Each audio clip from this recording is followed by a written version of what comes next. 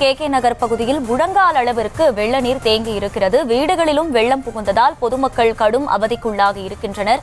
குழந்தைகளை தோளில் சுமந்து தண்ணீரில் செல்லக்கூடிய நிலைக்கு பெற்றோர் தள்ளப்பட்டிருக்கின்றனர்.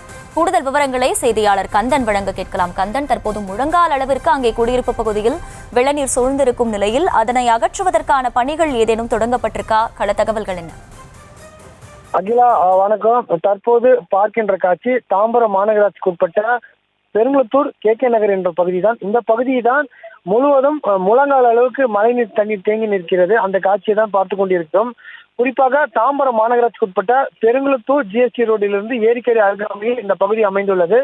இந்த பகுதியில் தான் தற்போது காலை முதல் பெய்து வரும் கனமழை காரணமாக இந்த சாலை முழுவதே மழைநீர் புகுந்து வெள்ளக்கடவே மாறியுள்ளது. இந்த பகுதியில் வசிக்கும் மக்கள் ஒரு அத்தியாவசிய பொருட்களை வாங்க வேண்டும் என்றால் அந்த முழங்கால் அளவுக்கு நடந்து சென்றுதான் அனைத்து பொருட்களும் வாங்க வேண்டிய சூழ்நிலை ஏற்பட்டுள்ளது.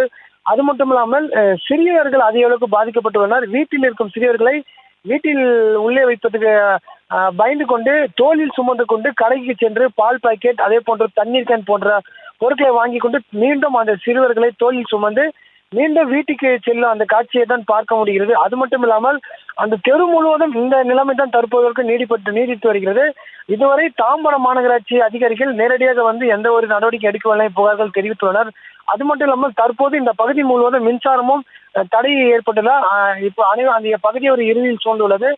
உடனடியாக தாம்பரம் மாநகராட்சி அதிகாரிகள் ஜேசிபி இயந்திரங்கள் இல்லைனால் மோட்டார் இயந்திரம் மூலம் இந்த பகுதியில் உள்ள மழைநீரை ஏற்றி மழைநீர் கால்வாயை செல்லுமாறு செய்தி தருமாறு ஒரு கோரிக்கை விடுத்துள்ளனர்.